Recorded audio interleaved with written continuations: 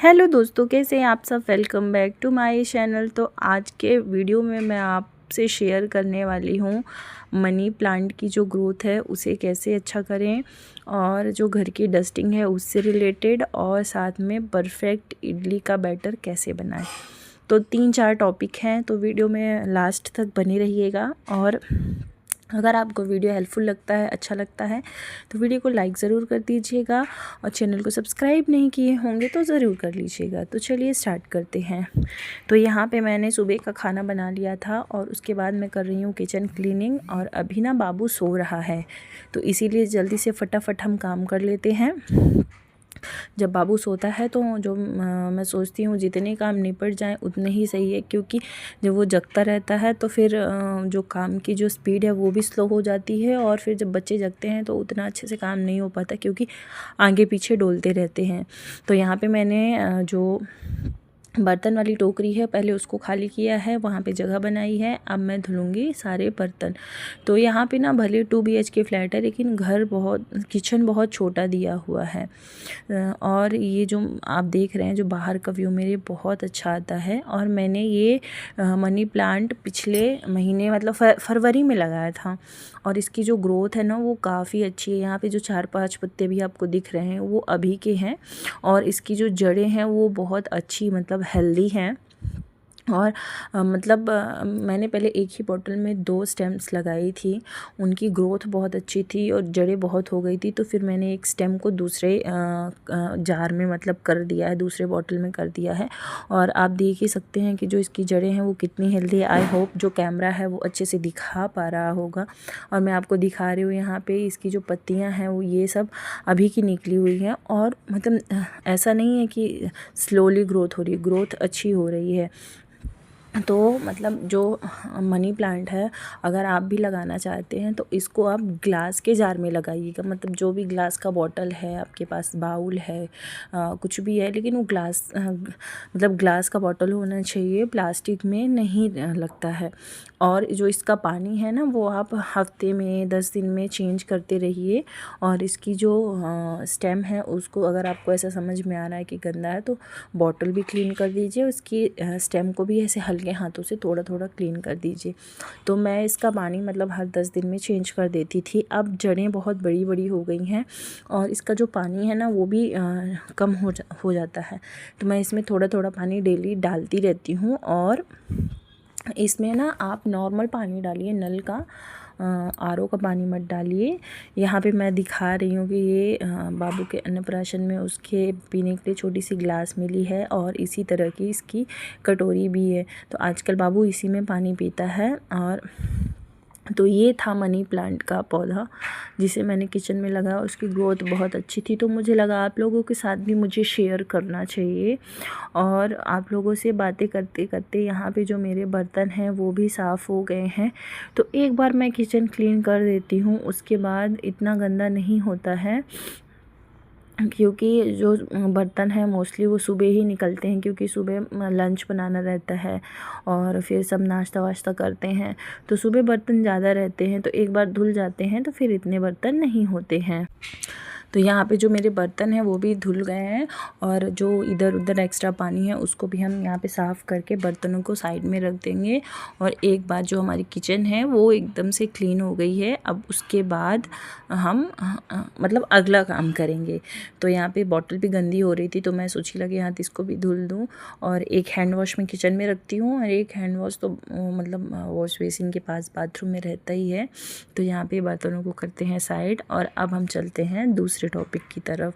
तो अगर आपको परफेक्ट जो इडली का बैटर अगर बनाना है, तो उसके लिए आपको किसी भी बर्तन में आप लेते हैं तो आपको 3:1 का लेना है। मतलब अगर 3 गिलास आपने चावल लिया है तो 1 गिलास आपको उड़द की दाल लेनी है, और साथ ही में उसमें थोड़ा सा आप मेथी दाना डाल दीजिए। मैंने यहाँ पे नहीं डाला है, आज मैं थोड़ा सा नए तरीके से बना रही थी, इसलिए मैंने इसमें थोड़ा सा पोहा डाला है और थोड़ा सा साबूदाना डाला है। पोहा मैं पिछली बार भी बनाई थी तो मैंने डाला था, तो इडलियाँ सॉफ्ट बनी थी, इसलिए इस बार भी मैंने डाल दिया है। लेकिन साबूदाना मैंने पहली बार डाला है, बट फिर भी अच्छी बनी थी।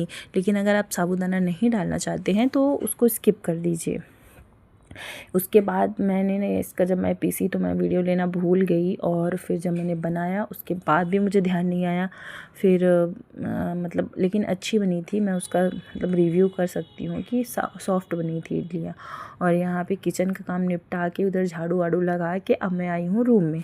तो बाबू यहाँ पे सो रहा है, और अब बाबू के सोते सोते फटाफट मैं मतलब झाड़ू पोछा निपटा लेती हूँ। तो यहाँ पे आप देख रहे हैं कि कैसे सामान इसने फैला के रखा है हर जगह। ये कपड़े निकाल के फेंक देता है। ये जो ड्रॉर रखे हुए हैं ना, इनमें इसमें बाबू के कपड़े डले हुए हैं। तो जब खेलेगा तो कपड़े, शूज़, खिलौने हर जगह इधर उधर फेंकता रहता है। तो फिर मैं क्या करती हूँ कि जब मैं इकट्ठा झाड़ू वाड़ू लगाऊंगी तब मैं फिर सारी चीज़ें समेटती हूँ, क्योंकि जितना भी आप समेट के रखो, जैसे ही आप समेट के रख दोगे फिर वो फैला देंगे, और जब तक फैला रहेगा तो फिर इधर उधर कुछ नहीं करेंगे।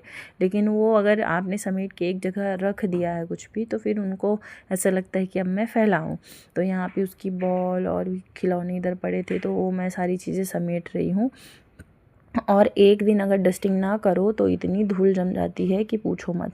तो यहाँ पे ये देखो कितनी सारी धूल जमा थी। तो मैं यहाँ पे मतलब डस्टिंग कर रही हूँ। तो पहले मैं क्या करती थी, तो झाड़ू लगाने से पहले डस्टिंग कर देती थी, और उसके बाद झाड़ू पोछा करती थी, फिर भी मतलब धूल धूल समझ में आता था।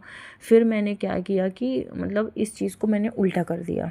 पहले मैं झाड़ू पोछा करती हूँ, उसके बाद मैं डस्टिंग करती हूँ। अभी तो मैं खैर यहाँ पे बहुत गंदा था तो पोंछ रही थी, लेकिन अभी सूखे कपड़े से मैंने एक बार पोंछ दिया है, और पोछा लगाने के बाद एक बार मैं गीले कपड़े से पोंछ दूँगी, तो क्या है जितनी भी धूल है वो हट जाएगी। तो यहाँ पे मैंने डस्टिंग करने के बाद झाड़ू लगाती हूँ। रूम में वैसे भी स्पेस कम है, ज़्यादा स्पेस नहीं है, क्योंकि अलमारी रखी है, बेड रखा है, और रूम में ही वॉशिंग मशीन रखी है। तो ज़्यादा जगह तो है नहीं, पर जितना भी है तो हम झाड़ू लगा लेते हैं। और उसके बाद यहाँ से मतलब अभी क्या बाबू सो रहा था, तो ज़्यादा देर के लिए फ़ैन भी नहीं बंद कर सकते, वो तुरंत जग जाएगा। तो यहाँ पे मैं फटाफट झाड़ू लगा रही थी, थोड़ा सा पंखा बंद कर रही थी, थोड़ा सा चालू कर रही थी, और यहाँ पे झाड़ू लगाने के बाद मैं चली गई हूँ दूसरे रूम में। तो यहाँ पे भी सेम कंडीशन है, जितने खिलौने हैं सब फैला के रखे हैं ये लोग, तो उनको भरूँगी और उसके बाद झाड़ू लगाऊँगी। तो फ्लैट्स में एक ही दिक्कत होती है कि जो रखने की जगह है वो ही नहीं होती है। तो यहाँ पे बस 4 दीवारी है और रखने की कोई जगह नहीं है, तो इंसान कितना ही कहाँ ही रखेगा। और जो लोग रेंटेड रहते हैं और जो इधर उधर जल्दी जल्दी शिफ्ट करते हैं, वो इस चीज़ को बहुत अच्छे से समझती होंगी कि हम लोग ये सोचते हैं कि ज़्यादा सामान ना हो, ज़्यादा सामान ना हो, कम सामान में ही मतलब कर लें मैनेज। लेकिन जब बच्चे हो जाते हैं तो कितना भी आप करो नहीं हो पाता है मैनेज। यहाँ पे इस रूम में भी हम झाड़ू वाड़ू लगा देंगे। तो दोनों रूम और किचन तो साफ़ हो गए हैं, अब बारी है हॉल की। तो हॉल को भी फटाफट क्लीन कर देते हैं।